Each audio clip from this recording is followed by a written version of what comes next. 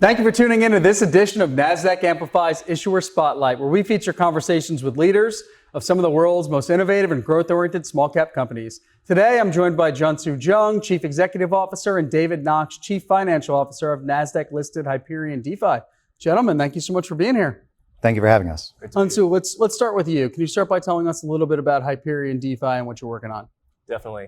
Hyperion DeFi is the first U.S. publicly listed company building a long-term strategic reserve of HYPE, which is the native token of the Hyperliquid Layer 1 blockchain. Now, Hyperliquid is not just a network of smart contract applications known as the Hyper EVM.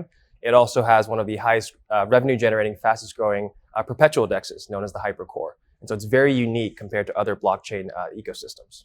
Okay, so you just stepped into the CEO role last month, right? So can you give us a little update on your background and your experience over the last month? Yeah, it's been an absolute whirlwind, but we've done a lot over the past 100 or so days. My background, I officially started my career in M&A at EY Parthenon, worked on some major M&A deals such as the separation of UTC, Carrier, and Otis, and then moved over in 2021 to Dharma Capital, which is a asset manager, a little bit over $1 billion in AUM, registered with the CFTC and the NFA. So during my time there, I helped develop a lot of the new innovative products around Ethereum, such as staking and covered call options against some of that staked ETH. And more importantly, I designed the first asset use product for the Filecoin network. And so we were distributing tokens to over 50 data center teams globally to help bring storage on chain. And I kind of took that model and saw the opportunity with Hyperliquid back in 2023. And as the DAT meta started to really expand, saw that there was a really unique opportunity to be early to this ecosystem, but also really support the growth and supercharge how people are participating in Hyperliquid. So what differentiates your platform from other DeFi protocols currently in the space? That's a really great question. I think for many that have looked at the DAT meta today, or the different kind of companies that exist, most are focused on BTC. Ethereum has grown quite a bit, and Solana. Hyperliquid is much smaller than them, and they've been around for a lot less, only around 3 years or so. But the opportunity is significant when you look at the fundamentals. Hyperliquid, in terms of the metrics, is one of the fastest growing, but more importantly, it actually generates more revenue on a daily basis, very frequently, than Bitcoin, Ethereum, and Solana combined. And so from the DAT perspective, or what Hyperion is trying to do, we saw the opportunity to not only get exposure for the company and its shareholders to what we believe to be the most robust asset, but also ways to build on the ecosystem directly and get comprehensive exposure to that ecosystem to the shareholders. David, how do you think institutional participation will reshape the DeFi space? It's a great question. And I joined from some of the largest mainstream financial institutions, Cantor Fitzgerald, SoFi, PayPal, where I was most recently head of capital markets. I've made this large move to CFO of Hyperion DeFi because, echoing what Hyunsu said, the fundamentals here are very, very compelling. Number one revenue generating blockchain ecosystem, and Hyperion DeFi being extremely well positioned to capitalize on the growing DeFi ecosystem. When it comes to traditional financial services firms, they often think in the face of new technology that there's more downside than upside when it comes to adoption. But then their views shift when they start to be grounded in the fundamentals, and then they have a wake-up call saying, we must move with this new innovative technology, or we will be left in the past.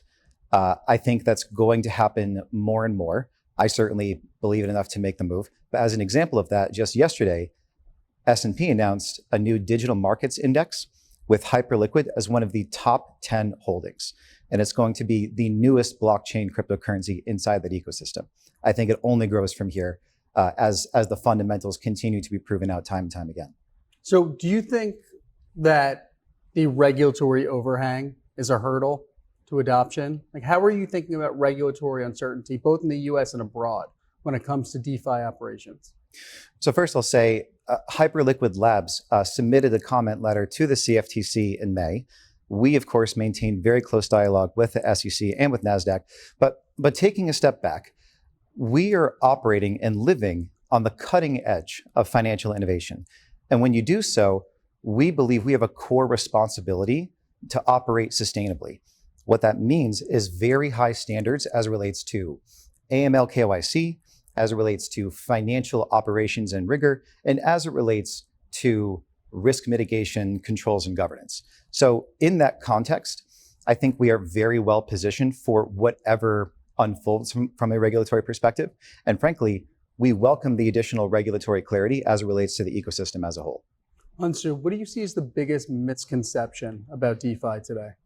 Yeah, DeFi is obviously a very quickly and rapidly expanding landscape, but I'd say primarily that it's the idea that DeFi isn't regulated or that's entirely the wild, wild west. Maybe that was the case in the earlier cycles like in 2021. Obviously, things have changed quite a bit in the wake of various downturns and bear market periods, but now we are at the phase where there is pretty much institutional adoption for BTC.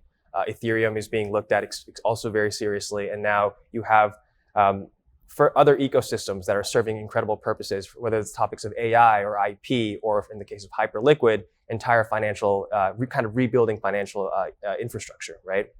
And so, as David just mentioned, right, Hyperion has taken very intentional steps to make sure that everything that we do is compliant, that we are taking the best steps to ensure high standards of counterparty risk, ensuring that our assets are protected. We use extremely well-vetted custodial solutions, but also we are willing to innovate in a very methodical way to provide and help build these DeFi ecosystems, because we believe that is the new frontier. And you can see that from other large players like JP Morgan, BlackRock, Franklin Templeton, Robinhood, PayPal, right? Everyone's moving in, and we want to be at the forefront of that as well. So when you think about the future of DeFi, what excites you the most and what keeps you up at night?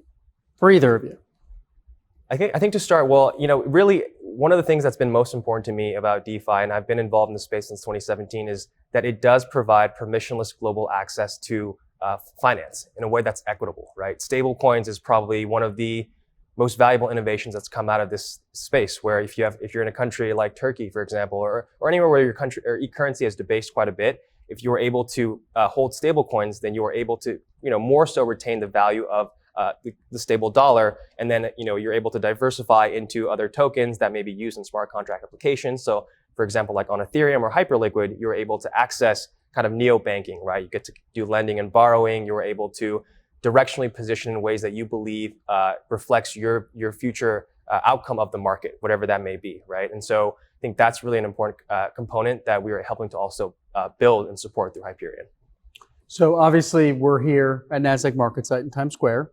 You're a Nasdaq listed company. So what role have the public markets played in advancing your mission, and what does Nasdaq represent to you? David, we can start with you.